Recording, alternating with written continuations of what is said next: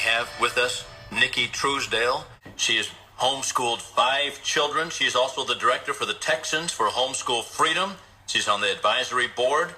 She's a member of the Texas Home Educators Association, a member of the Homeschool Review Crew.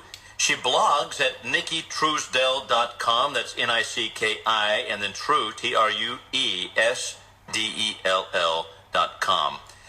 Nicki, it's good to have you today, and I'm happy to talk about school choice and school freedom, education freedom with you. Thank you for coming. Thank you for having me. Okay, speaking about homeschooling and school freedom, I think maybe the place to begin was to tell me a little bit about the organization and how this organization got started and what really is some of the generation behind it. It's truly grassroots because just past September in 2016, we kind of got wind of some talks going on in Austin.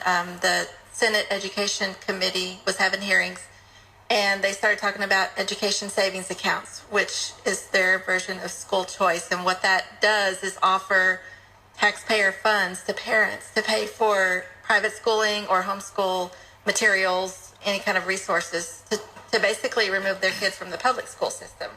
So as soon as we started hearing about that, a few parents kind of started messaging back and forth over the internet and trying to figure this out. And we realized the danger in receiving taxpayer funds for our homeschools. And the more we talked, the more we got together and realized this was dangerous and we needed to spread the word to other homeschoolers. And we started a small Facebook group, and it just kept growing and spreading. And we hit 4,000 members this week. On the Texas legislative side, I think you told me before we came on here that there's a bill, or there's at least a move for Texas for educational opportunity, and that's supported by Governor Abbott. It's also supported by Ted Cruz, as well as a Texas Homeschool Coalition. The reason you're against it is because of government money coming into the hands of homeschoolers or homeschool organizations in order to homeschool. Yes, and the reason we are against that, it sounds like we're against choice, and that's exactly what we've been accused of. But in Texas, homeschool freedom is absolute. We do not answer to anyone. We do not need to have any materials approved by any agency. We are not required to test or submit tests. We don't have to follow a calendar. So our freedom is completely our own. But if we start accepting taxpayer funds, we will have to answer to the state just like the public schools do. Yeah. And that's the danger, because suddenly we will not be making those decisions anymore. I'm always alarmed when the government is sponsoring via funding different things. For example, I have a good friend of ours who blogs on the website, the American Liberty with Bill Lockwood website, and is on the radio with me frequently, Jesse Lee Peterson. He has in California, he has a home for troubled young men, but he refuses to take $1 from the government because, just as everyone knows, when the government begins funding, they always begin also regulating. And it is hard for me to understand how it is that some conservatives, Ted Cruz, for example, or even our own Governor Greg Abbott, would think that would be avoided by funding homeschool coalitions.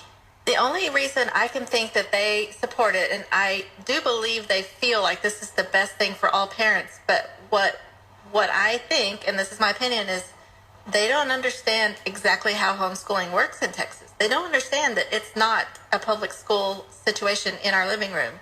We have freedom to buy whatever books we like and to teach on our own schedule and to have our kids on whatever learning schedule is best for them.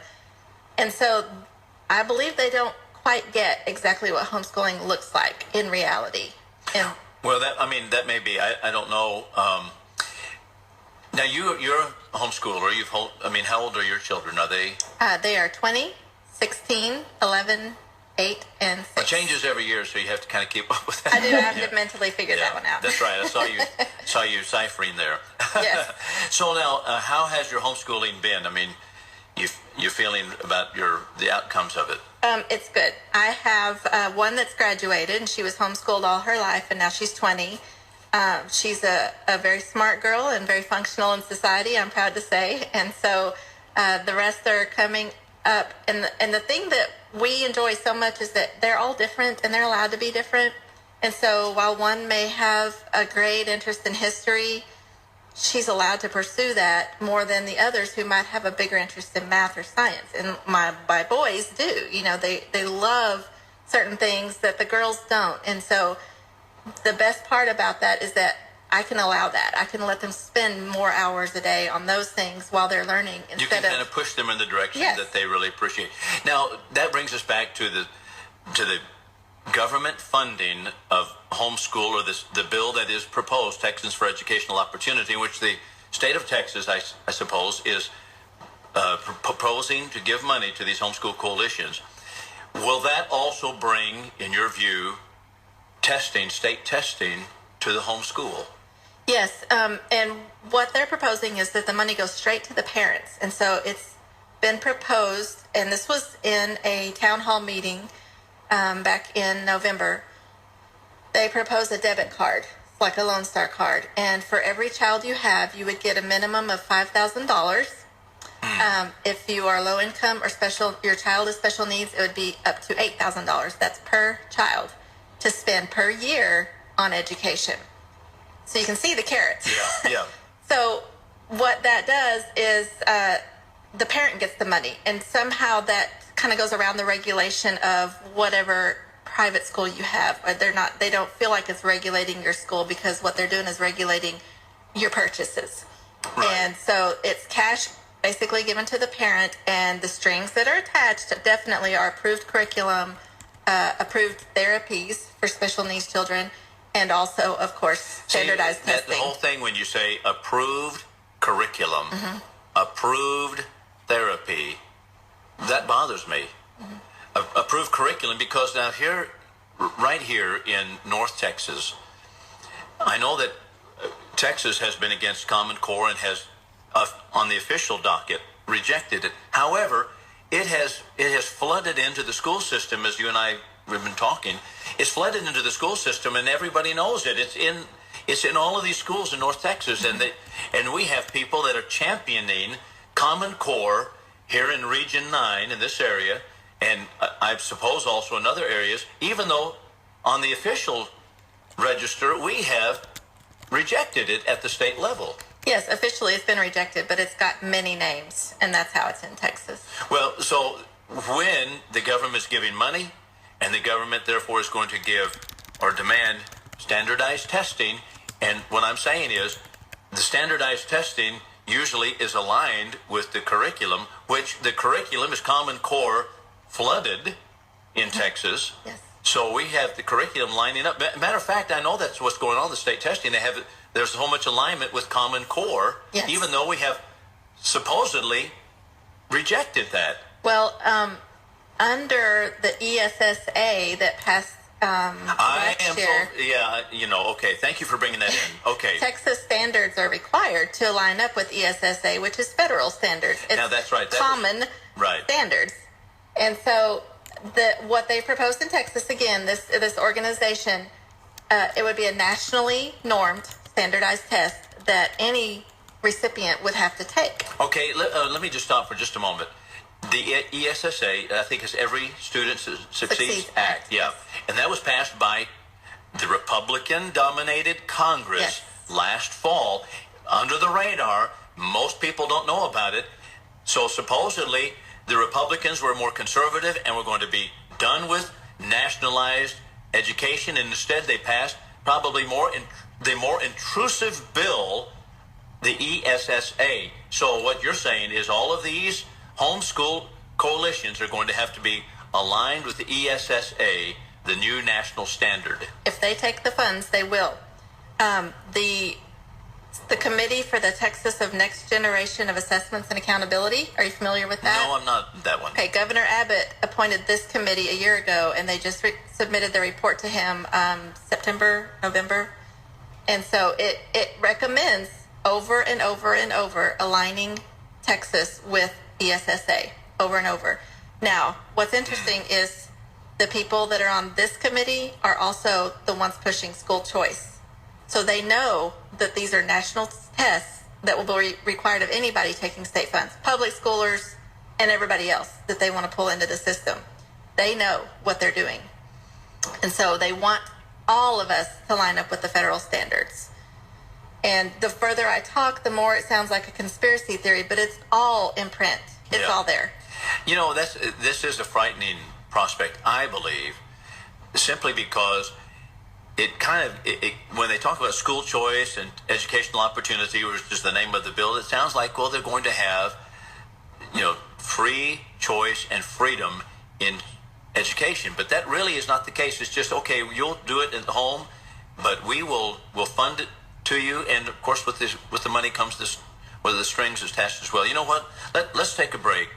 We're talking to Nicki Truesdell, and she is the director of Texans for Homeschool Freedom. She's on the advisory board. She's warning us about the dangers of Texans for Educational Opportunity, which is right now coming up in the legislative session. We'll be back in just a moment with more from Nicki Truesdell. We have with us Nicki Truesdell. She is actually in studio with us, and she is talking about school choice. One thing that I wanted to make mention of, and that is this program, we've wanted to focus upon Texas issues for Texans, and one of the issues that is right now on the front burner for our Texas legislative session is education. They said that. We've had, of course, Craig Estes in here, I think, a week or 2 weeks ago, and he was telling us that's one of the main hot topics, and that is, what are we going to do about education?